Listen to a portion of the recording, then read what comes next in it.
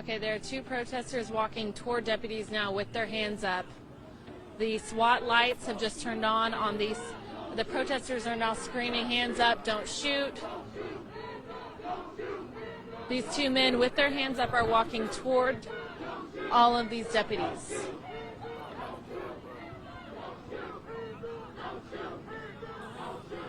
Okay, it looks like they have met in the middle of the street peacefully.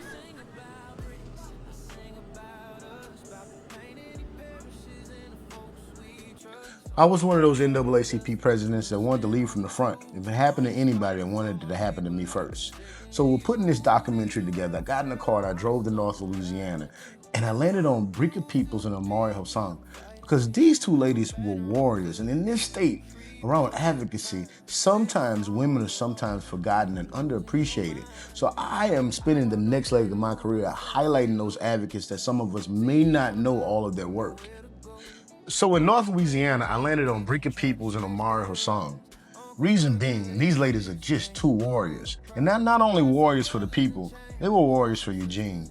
These are two ladies that stood in the gap for me, brought proof, and made sure that nothing bad happened to me when nobody else was willing to stand up and protect me. These two women did, and I'll forever be grateful for that. To close us out, we have Mr. Eugene Collins, who has come all the way from the southern half of the state to demonstrate that the entire state of Louisiana stands with Alonzo Bagley and his family. Eugene is the president of the Baton Rouge chapter of the NAACP.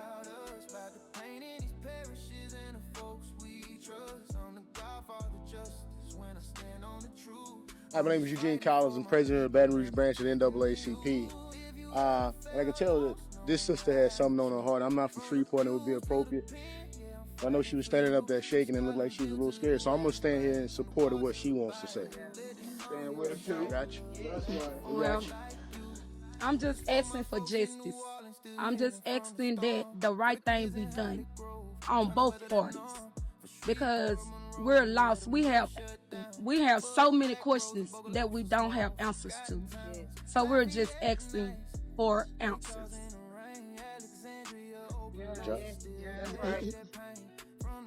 See, anybody who knows me knows that I'll stand in the gap for my sisters. But Breka and Omari are two women that stood in the gap for me.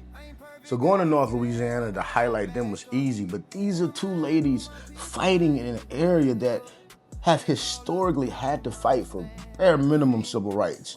When you talk about North Louisiana, you're talking about a battleground. And this ain't easy work, especially in that region. So that's why I'm introducing you to my sisters, because they're great advocates in their own right here in Louisiana.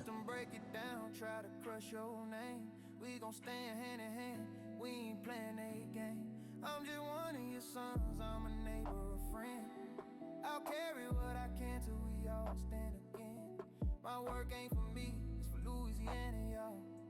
For every black soul that refused to fall. I don't sing about bricks. Like, why are we here? Why, when I say, hey, we want to shoot your section of your sit-down interview for this documentary, you say, hey, I got to do this in front of the courthouse. Yeah. Why? Because this is where I got my first start. Listen, Chastity Robinson, she had, I was staying in a project 15 years ago. She said, Breka, I need you to come to the courthouse with me. I said, okay, I'm gonna come to the courthouse. I sat in here, I seen a judge give a man 75 years for a dime sack of weed. And I'm like, dang, they can do that? Like, so I went across the street to the DA office when I had met DA Gary Evans at the time, and he asked me, he said, well, I said, he asked me, he said, what you wanna do about it? I said, I wanna fight. And that's how I started. Mm-hmm. And when did you realize North Louisiana needed you to be more than just a resident, but they needed you to be an organizer? Oh, because we didn't have nobody up here that was fighting in my age group. We didn't have anyone. I'm like in DeSoto Parish, I'm the youngest one doing this work in DeSoto Parish. I'm the youngest one. I'm the baby, literally. My elders, Police Jurywoman Jerry Burrell, our first Black Fire Chief, our Mayor Thomas Jones, and also Chastity Robinson, and my civics teacher, Perry Robinson. They installed this in me here. And so this is where I first started my work. Yeah, and I mean, your work started in DeSoto. Yes. Your support is in DeSoto, right? Yes. You live out in this parish, right? Yes. So, you know, when folks really think about Breka Peoples, the first thing coming to their mind is Shreveport. They say Shreveport. Because you fought some very high profile cases in Shreveport. Yes. But a lot of your work has been done here right here in DeSoto. Yes. And I often compare that to Brother Malcolm, right? Okay. Because Brother Malcolm, I mean, his fights ain't really extend outside of Harlem, right? Okay. But when you look at his work, we got to know his work worldwide, but his work really never left his neighborhood. Yes. So that's, when I think about Breka Peoples, that's one of the things I always think about.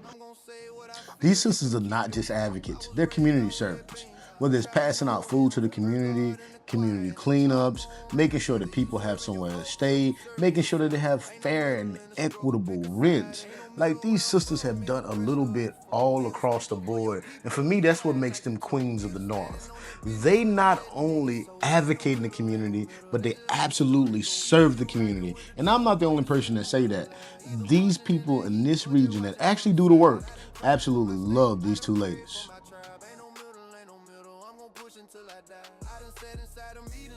You working with Breka and Omari on this community give back today. Tell us, like, what makes things like this so important to Mansfield? My name is LaTarsha Shelton. I'm currently the retired captain from DeSoto Fire District 8 and former fire chief for the city of Mansfield. I'm the owner of DeSoto Training Aids, and all of you who do not know, I'm the founder of the Mansfield Juneteenth celebration. We will currently be celebrating our 13th year this year. And that's where we hooked up at. Many years ago, I reached out to Breka and some of the other people in the community for us to do a festival, because Mansfield is a place where we don't do a lot of festivals. But I saw what Breka do so much for the community, not just in Mansfield where she's from, but from Shreveport and surrounding areas. So if there's a way that we can give back and do anything to help our people, me being a product of our local projects here in Mansfield, Louisiana, hey, that's where I'm from, and that's who I want to help. And you know, sis, like, in this state, people have often called me the Godfather of Justice, right? Yeah, you are the Godfather. But they call you the Godmother of Justice, right? Yeah. So, and that's always kind of connected us in a kind of special way, right? What does that title mean to you when you at home, off camera, just being Breka? What does it mean to be the Godmother of Justice? You know what? I don't see myself like other people see me. Like, some people, and it kind of get me off guard too when people approach me, be like, Breka Peoples. I'm like, oh Lord. Yeah, but being a Godmother of Justice, I mean, man, it ain't too many of us in here fighting these issues that stand firm. That's not gonna fold on the people, because we got people that get paid to hurt the people. So with that title, I carry it on my back. So if somebody only knows North Louisiana from crime stats or bad news, what do they absolutely not understand about this place and the people in it? And listen, our people take care of each other. Like with our hood challenge, remember we had a hood challenge where everybody in the hood, they put all their money in the pot and give the kids backpacks, school supplies, haircuts, hairstyles. They often say stuff about Northwest Louisiana, but if you notice, our crime went down because we got into the community and we did the conflict resolution. We built relationships with the people that said they were starting trouble. We built those relationships, and you know, everything, it's like we all together, we all as one.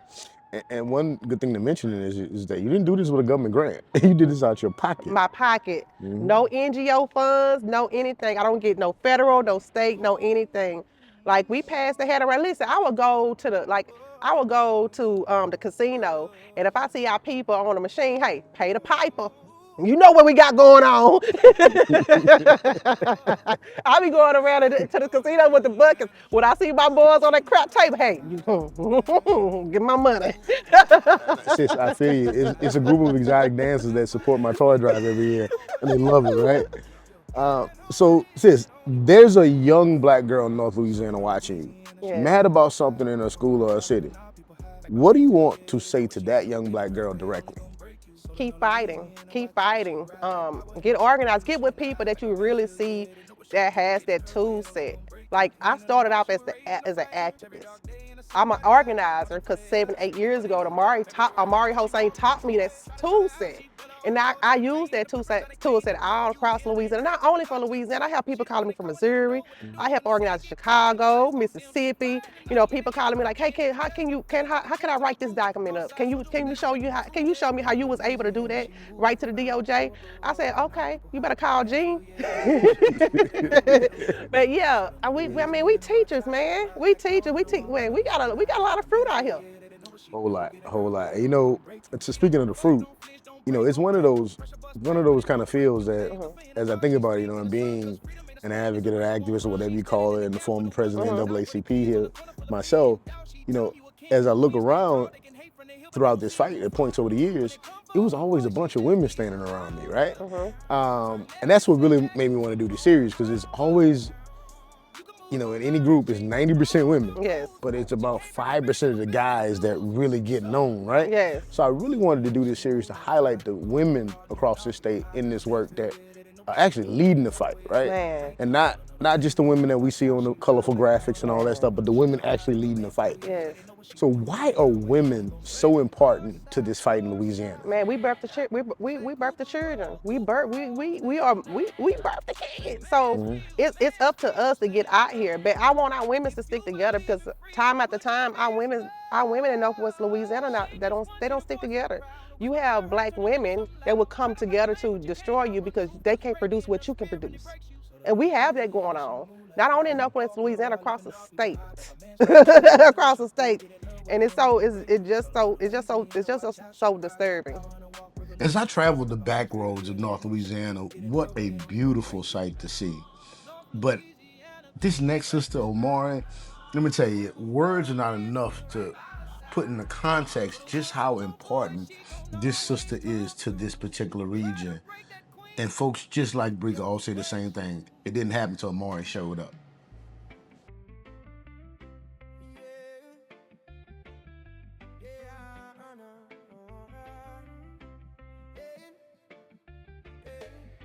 When people ask, what do you do? What's the answer you give? And what's the answer you wish you could give? Ooh, that's a good one. The answer that I give is I help people to recognize their own power. And I really adapt a lot of what I do from Ella Baker and the way that she organized back in the 50s and 60s. There's no one way to build power. And I think that the way that I do it is helping people to recognize their own power. And what I find a lot, especially since we do work around elections, is that people feel that when I'm talking to them, I want something from them, because that's what they're accustomed to in this work is transactional. And so I think that what I wish I could be telling folks as I talk to them is that what we've done has worked the way that we want it to. So we're going to do it over and over again, because in my mind, the vision that I have, we haven't reached it yet, but we're getting there.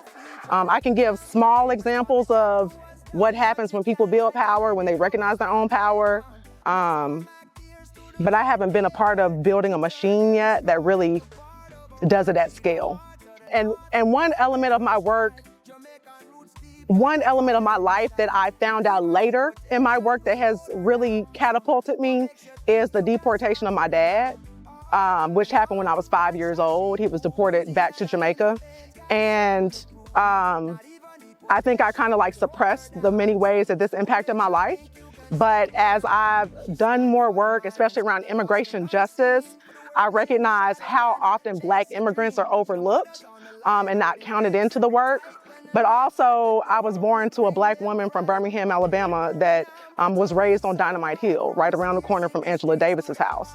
So I would say that my heritage really gave me no choice, but I probably would still be teaching. I would probably be just a teacher, which is not just a teacher, but I would probably be an educator had I not started out working for the teachers union as an organizer and experienced racism and systemic oppression within the union, which is like one of those goated institutions that help to build power for working people. And they also suppress the people working for them. And the legacy of that has followed me my entire career. So I was born, I inherited this work, but because of my stubbornness, I experienced why it is a necessity that we do this work. and that there are not enough of us actually genuinely doing it. I think there are a lot of people building organizations. There are a lot of people raising money. There are a lot of people grant making. There are a lot of people saying that they're building power, that they're building systems, that they're pushing back against systems, but what they're building is an extension of the nonprofit industrial complex that already exists. So, yeah, it's been a slow burn for sure, from being in the labor movement and the racism and moving to Shreveport in 2013. But it's like I'm unlocking new pieces of this journey that led me here every day, to be honest. Y'all have to think about the entire community concept. When a school fails, a community fails. When a school closes, the opportunity for a child to get a good quality neighborhood education fails. But not only that, why are we okay with the majority of our children escaping the American dream? I don't care if a parent isn't in the home. This board has a mandate to serve all of the children. This region has always needed people like Breka and Omari. This region has always needed hard-charging advocates and activists, and Breka and Omari have definitely lived up to that bill. You helped lead protests and sustain action here in North Louisiana when the streets were hot and emotions were high. What did that season teach you about this region and about yourself? We got to get organized. It taught me that we need to build more leaders and get the youth involved. Like I said, I was the youngest one in my generation that was fighting these issues in Northwest Louisiana. We had to get outside. We had to come outside. For people who've never heard of it, what is the People's Promises, and what gap did you fill by building? The People's Promise is an organization that teaches civics. What I identified was our people didn't understand the process of the government. And that's why we formed the People's Promise. Now, the reason we formed the People's Promise Youth Division, well, I'm gonna keep it real with you about the People's Promise Youth Division, because it's two. The NAACP gave me what they told me. I would be like, you could be a youth advisor for Northwest region. And they just took it back. They gave it to me and took it back. So I'm like, okay, I was in my feelings. I ain't gonna lie, I hurt my feelings, Jean. Like, for somebody just, because I love the youth. For you to just give it to me and take it back, and tell me I was gonna do it is not gonna be done. It made me, it just empowered me to find, okay, I can do it within myself. Let me go and do the People's Promise Youth Division. And it went from there, and getting the youth involved. And there's no, I don't hear any shade in that. Like, a lot of us started with an NAACP. Yeah. You know, you look at Huey, you know, we just lost A-Trap Brown. Yeah. Like, a lot of great advocates and activists started NAACP and then branched off later, right? Yeah. What has this work cost you personally? And you were charged. That's my probation officer right there. I love her. Her name Nikki. She made sure they ain't set me up too. So I'm glad you mentioned that. Like, Breka, you went to jail essentially for getting black men to go vote. Yeah. Like, tell us a little bit about that. Oh my gosh. So I was with early voting, during the early voting. I went up there to go vote. So I seen them giving paper ballots to the young people, young black people and older elders. I'm like, we got the best machines doing early voting. So why are you giving them paper ballots? So I told my leaders, I got on the phone and I told my leaders what was going on. And that's how Mayor Thomas Jones actually was the one that organized the march. I just went to jail for the march. I went to jail because they used my social media, because I got on social media. I said, I need 100 black men in suits to meet me at the polls. And that was the first time, like, all our pastors united, our leaders united, and we all went to the polls and voted. But out of 150 black men, I was the one with the jail. So literally, you go on Facebook, you do this post, you say, I want 100 black men to meet me at the polls to go vote. 150 met you in suits to go vote, and they arrested you. The next week they got me. And you got on probation because of that, right? Actually, they wanted to give me 6 months in jail, and that was what they was pushing for me to get 6 months in jail. And also they asked my lawyer at the time to apologize. You seen the text? to apologize to the DA. I'm like, I'm not apologizing for black people to go vote. What I'm apologizing for? I ain't no Sambo Negro. So no, I'm not apologizing to nobody. Charlie know. He know. I ain't know. I'm not about to apologize for doing the work of the people. So you chose to fight that in court. And I remember at this point, Breka, like, we talking every day, right? We bouncing ideas off each other. Like, I'm talking to you, you're talking to me. And we actually talked about this concept then. We said, hey, we need to highlight this work in other spaces because sometimes people get away with stuff like this because they just don't know what's going on. Like, when you were in the thick of that legal fight, like, what kept you from walking away, sis? Man, the people. The love that I have for the people. Like, this work, you really got to have love for the people to do this work because you can fold. You know, we've been attacked by our own people. Like, to be honest with you, it's my own people that attack me. You know, I don't get too many attacks from the Caucasians. It's our people that literally attack me. Community activist Breka Peoples appears in court today on a charge of electioneering stemming from her alleged actions back in 2020. A rally was held outside of the DeSoto Parish Courthouse showing support for her before the trial. Peoples was charged with electioneering, which is campaigning or influencing voters as they go to the polls. 100-man march, dressed in suits. As we went across the street, marching to the polls, Amanda Rain, she ran out across the street and she stopped me. She said, Breka Peoples, you can't organize anything here. I didn't know who she was. She never stated who she was. After she told me to leave, I left. This was 2 years ago when 100 men marched to the DeSoto Parish Library to cast their votes on Saturday, October 17th. But according to court documents, Peoples did not leave. This is embarrassing to me because this issue is not a true issue.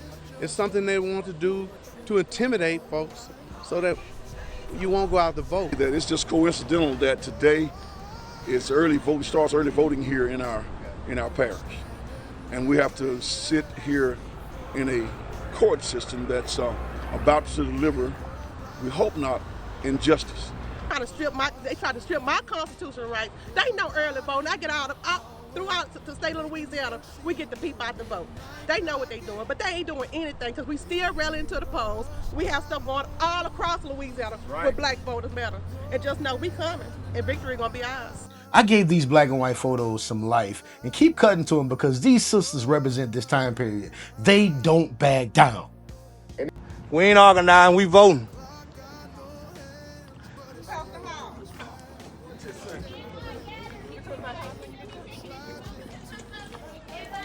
Ain't nobody gathering, walking through here.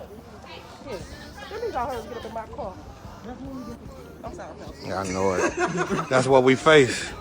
No, but this is my thing. With Joanne. Okay, but Joanne, are you registered here or are you voting? I already voted. I'm voting. Then you need to leave. I'm voting. Hey, you need to leave. What's your name, Amanda? Amanda. Okay, thank you. Thank you. I will be calling Secretary of State. Wonderful. If you voted, you need to go 600 feet away. I will. And you know I will.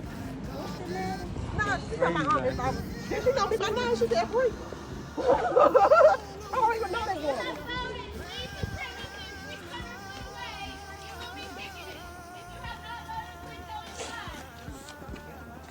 Now what you saying? You must leave the public premises 600 foot away.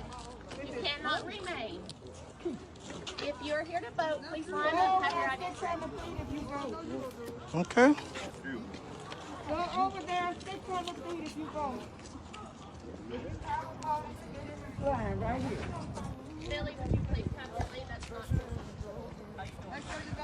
What's the problem? What's the problem? You have to be 600 foot away. That's what the law says.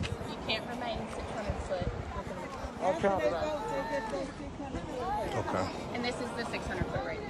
If y'all would just abide by the 600 foot radius. That's all it is. Okay. We just got a lot of men together and to vote.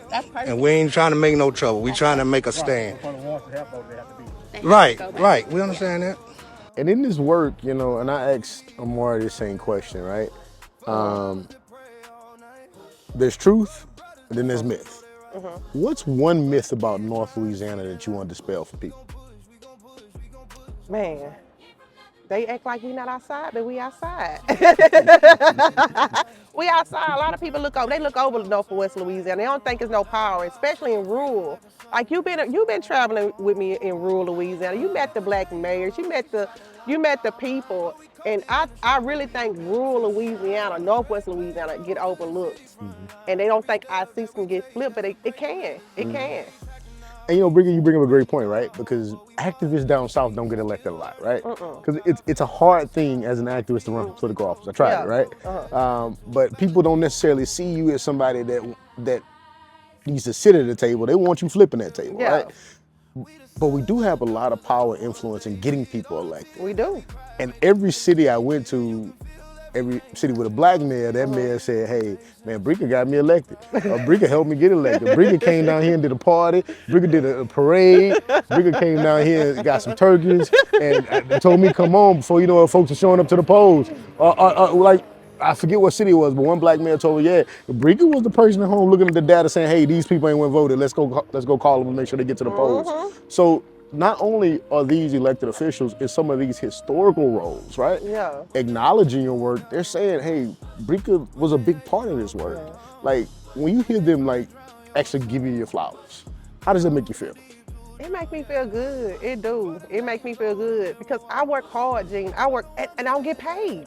Like, I don't get any money. Like, I just love to get people out to go vote. So I'm talking about taking them to the polls, making sure the list, if that person said they didn't vote, I'm calling them. Yeah, you did. Y'all don't see you on this list. So yeah, it means a lot that they acknowledge me.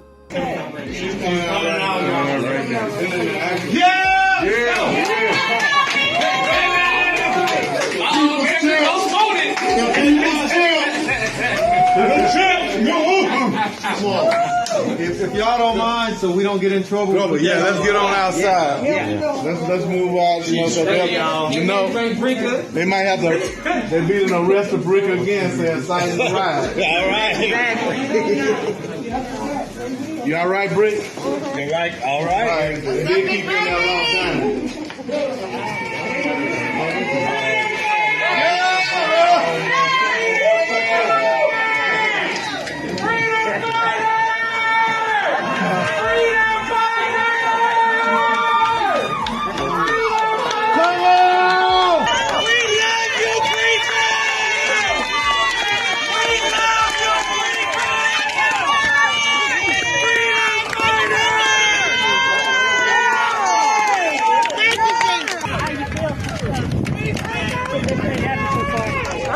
I'm okay. It had to happen. I mean, this is voter suppression firsthand.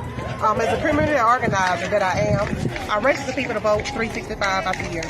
Our whole purpose is to push the voters out, and they don't vote to use their voice. We at it, and when we fight, we win. Did you think it had to come to this? It had to, because it's been happening too long here in DeSoto Parish. It's been happening too long. It's not nothing new. It happens every year in DeSoto Parish. We fight voter fraud every year in DeSoto Parish. So it's upset me that the state police was involved with this situation.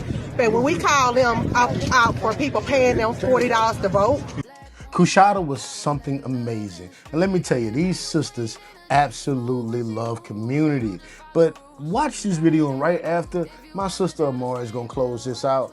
Y'all take a listen to the rest of this. Today we have Miss Breka Peoples, her and some of her colleagues and everyone coming down to feed the people, her youth group. They are passing out turkeys for the holidays. Also, they're giving away groceries to households in need. And also they feeding hot food today. I think fish and fries is the menu. So you're working with Breka and Omari to basically do a community feeding Thanksgiving give back. Yes, sir. Like, what has it been like working with those two ladies? Oh man, Breka, she knows so many people, very resourceful, and she's always willing to help. They're always willing to help somebody in need, and if you need somebody that you can call and talk to, they a phone call away, and also they'll put you in contact with somebody that know how to do what you may need done. I met Omari about, it's been 10 years now. When I met her, I always been ambitious about helping people, guiding people, and generating good energy to people. And me to become her logistic manager, it's been really awesome. And hey, anytime there's something, we're gonna be there to make a change. These two young ladies are working with the community, the grassroots people. They're concerned about the political instability we have in our nation right now, but most of all, they care about their communities. And I came from a small community where everybody cared about one another. And we didn't let the political entities monopolize our well-being of the community. You wanted to organize and go keep people in the streets here for weeks, not just days. Mm-hmm. What did it take to hold a campaign like that together? Ooh. It took a lot of looking over people. It took a lot of looking over people. People don't want to build real coalitions. They just want to be in charge. And when we were building 45 days of action, and we had successfully mobilized people for that first week of protests and started to build out something different, because I was at Black Voters Matter at the time. And one thing I wanted to be sure was that we pipeline, that's like a big word for me, is like building a pipeline, that we pipeline the energy and the excitement from the protest into voter registration, into voter turnout, into discussions around culture, into the electoral aspect of it. And I started to see people push back against my leadership, which is a common thing that happens. And so actually toward the end of the movement, it actually kind of fell apart in many ways, because people started getting real public about the tensions inside of the work. And I really had to look over it, because there's been so many times when I've wanted to come to the public and just tell my side of the story, and it hasn't happened yet. That hasn't happened yet. There are a lot of people that have violated the movement, they have violated me, have violated my organization, they have slandered my name, and I have yet to come out publicly with it. And so I think in order to make movements work, sometimes you gotta take stuff on the chin and you gotta not say nothing. You gotta look over people constantly. I have to do it constantly. So I would say that's one piece of success, is that I didn't go public with the turmoil inside of the movement, which happens too often. And I think another piece of it is that we approached it from a systems change standpoint. So we weren't just trying to get people into the street. We were actually trying to help change the lived reality of people in Shreveport. So like we helped to do some policy change. We helped to leverage money to buy the body cams for the policy that we push. So I would say that having that angle and that support, or that focus, that strategy, helped us to look over some of the bullshit that came with it, because people don't like female leadership, and helped us to really push towards our goal. So by the end of the 45 days of action, we had some outcomes that we could speak to. You've done statewide social justice and voting rights work here before, right?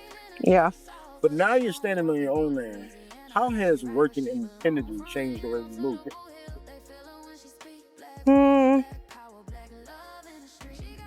I'm gonna be honest with you, Eugene. I've always been an independent organizer. I just work for people, and I try to make it work based on the mission of that organization. But I've always had a systems change approach. I think now, having been through what I've been through now twice, in terms of working for an employer and investing my time and creating a strategy that incorporates them, I think that what I'm gonna do different now is be unapologetically supportive of my entity, my institution, and my theory of change. I think I do a lot of supporting other people's work, other people's organizations, other people's name and reputation, and I don't do enough to lift up the work that I'm doing independently that comes from my brain, and I think it's because I've had to fight. So I think that as an independent organizer, I'm going to be prepared to fight from a legal standpoint, having attorneys, having relationships with judges so that people can be very wary and cautious with how they utilize my name and my brand, as well as the ideas and intellectual property that I bring forth. I think also as an independent organizer, just being unapologetic about the fight because Black folks in Louisiana have been so successfully repressed and suppressed, where there is a huge fear element around speaking out and speaking up. I can't tell you how many times I've been told, don't say that because she might get mad and she might block your opportunity. But I want to create an environment where no one person, no one organization or institution can block the growth of people who are really out here building power for people. It's happened for too many years. It's happened to too many talented organizers, advocates, and activists. And so as an independent organizer, I want to make it a part of my work to make sure that it never happens again. Because every time you take a talented organizer out of the game, you extend this fight by generations. So I want to see that stop. What's unique about the way that Black women in North Louisiana lead movements? What do you think that women in North Louisiana bring to the table that the state just couldn't function without? These are some hitters. I think that we approach the work with a laser focus on the outcome. And we attempt to do it. Now, we are human, but we attempt to do it without so much ego and pomp and circumstance, because we know that there are elements that want to stop us. We want to make sure that, like, okay, today was about mutual aid. It wasn't about showing up and getting the credit for helping people. It was about creating a pipeline where we can serve people how they need, when they need, and then be able to build a pipeline. I told you I love that word, pipeline. Build a pipeline to their empowerment. So it's just like the same concept of don't just give a man a fish, help a man, teach a man to fish so that he'll be able to feed himself for a lifetime. So I think that is one element that we have. Like, we really are out here organizing. And when I say organizing, I don't mean having one conversation with somebody, getting them to an event, putting them on a list and sending them a newsletter. When I say organizing, I mean the process of building relationships with people one-on-one so that they can identify their power and leveraging that power to address the issues and the systems that are suppressing and oppressing us. Organizing is about pouring into and investing in new leadership. It's not just about me or Breka or Tia or the leaders that are out here doing the work. It's about our effectiveness is measured by our ability to bring more leaders into the work so that we don't have to be here and the work can continue. And that type of sustainability approach to the work, I think it decenters me as like, oh, Omari's out here doing something, and it centers the power that we're actually building, and it centers how is it that we as everyday people can actually build enough power and put enough pressure on the system to make change that impacts people's lived and material reality. That's why I say earlier, it hadn't happened yet. It hadn't happened yet, but that is what we're aiming toward. Take us out of it. Take my name out of it. Take this physical out of it and start focusing on the things that we've been able to do and accomplish by building power in everyday people. There have been 2 or 3 instances in the past week where I've met with someone from a national organization, and they shared with me that someone has asked them, what you doing in Shreveport? That's happened 2 or 3 times this week alone. I think that, I truly believe that so goes the South, goes the nation, right? I know that Louisiana gets counted out. I know we're talking about Shreveport, but I think Shreveport is emblematic of how Louisiana as a state gets treated. No one wants to invest in Louisiana. Everyone believes that Louisiana is solidly red. No one believes that any type of movement can be built. People forget about the Baton Rouge bus boycott and only think about the Montgomery bus boycott. People don't realize that Dr. King came to Shreveport twice and held meetings and worked with local people like Dr. C.O. Simpkins, Dr. Pendleton, who were both medical doctors and dentists here. That Ella Baker came after Dr. King said he would not return, and she held an organizing campaign for 9 weeks. There is a movement legacy inside of Shreveport that people just simply don't know about. It's documented inside of Barbara Ransby's book, Ella Baker and the Black Freedom Movement. And so I believe that the children from Booker T. Washington marched the streets Just like the Children's Crusades in Birmingham, which, you know, being from Birmingham, I learned about them a lot. But like knowing that legacy of Birmingham, being a daughter of Birmingham, and then spending my adulthood in Shreveport, I recognize the similarities in the legacy. So if that legacy in Birmingham, Alabama can lead to all of this commemoration, all of this investment, I believe that we have that same type of hard-hitting legacy, if not harder hitting. Caddo, where Shreveport is the seat of, was also referred to as Bloody Caddo. So there is also a legacy of fear. And I want this movement that we are building and that we have built to help folks to overcome that legacy of fear. Because I think once we move past that Bloody Caddo legacy of if I speak up, I might get lynched, physically or politically now in 2025, I think we'll be able to show folks the type of legacy that not only existed in Shreveport, but the type of legacy that can be built in Shreveport and in Louisiana. I've shown you the history, as well as documented 2 queens in North Louisiana that not only near and dear to this great state, but near and dear to my heart. And let me tell you, this is a project that I was proud to work on, and it was great documenting these 2 sisters. I'm Eugene Collins, and here's my sister Omari taking us out. It was 1958 when a woman named Ella Baker came to Shreveport. She came at a time when Dr. King decided he'd never come back. The air was heavy, kind of like today, and fear had settled into people's bones. The movement looked like it was falling apart. But Ella, she didn't come for cameras or crowds. She came to build community. She came to do what she always did, and that was to build a vehicle for change. Because she understood something too many movements of today forget. That power isn't founded and based in personality. It's built in people. And right here in Shreveport, she gathered local folk, teachers, where Erin at? Teachers, church mothers, students, barbers, and she asked a simple question. What can we build together that will outlive any one leader? That question is why we're here today. See, No King's Day isn't just a rejection of thrones. It is a declaration of purpose. And for those critics who claim that there's no clear demand, no tangible agenda, I challenge their understanding of what real movements are made of. Because movements that change history don't end after a few chants, a program, and a city permit. Movements endure because they are rooted, like these trees, in the people's power to imagine, build, and sustain. We're not just here to tear down what's broken. We're here to build something better. Because liberation isn't about replacing one ruler with another.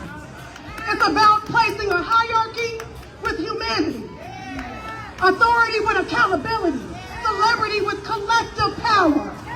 Every generation has to build its own engine for freedom. Ella built one, Fannie built one, Fred built one, and now it's our turn. That's why we built the Ella Jo Baker Movement School that you can sign up for today at that table. Because we don't need another moment. We need a movement. One that doesn't ask for submission or permission from the same infrastructure and institutions that have delivered us right to this moment we're in today. We need spaces where people can study together, organize, and lead. We choose the leaders. They don't choose us. So I ask you, what have we done since November 2024? But more importantly, what will we do with the time that remains between now and November 2026? How will we fashion our freedom so that when January 2027 dawns, we can look our country in the eye and say, our democracy survived because we fought for it. Yes. Right here in Shreveport, Louisiana, in the heart of Mike Johnson's district, And what could become ground zero for the gutting of the Voting Rights Act. Yes. We must decide what kind of builders will we be. Will we organize or will we wait? Will we build or will we beg?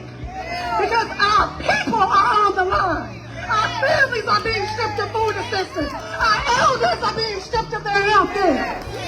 Our children, right here in Cattle Parish, are being robbed of their schools. And children across this nation are being robbed of safe passage. If you can't see the connection between the rise of an authoritarian regime and what's happening and the slow dismantling of our basic rights, then I'm sure you're not at this protest.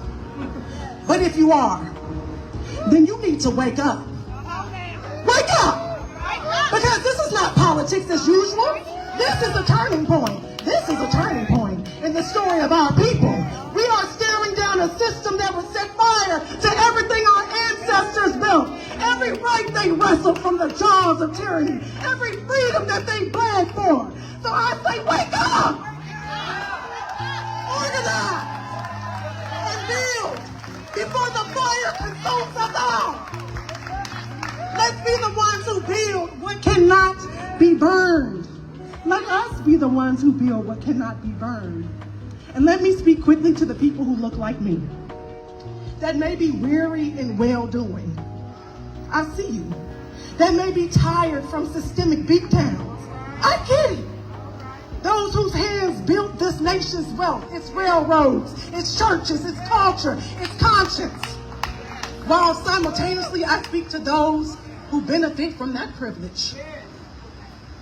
To our allies, your privilege is not a shield to hide behind. It is a tool. It's a tool and we need it. And it's time to use it. Like today, use your bodies, use your voices, use your access, your platforms. Help us fortify this table that is this nation. Help us to extend it so it does not get taken. Help us to protect it. Because freedom is not charity work, it is shared labor. And together, we will build something that cannot be burned. So I want you to chant with me. When I say, who built this nation? You say, we did. Who built this nation? We did. When I say, who's going to protect it? You say, we will. We will. Protect it? We will. Who keeps the people fed? We do. Who keeps the people free? We do. Because no king, no congressman, no president, no policy can break what we have built. So let us build together until we are free.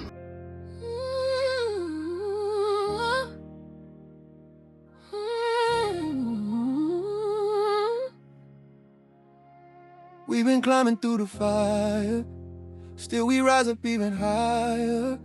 From the struggle to the light, we gon' push until it's right. Push, push. Pressure and it's broken.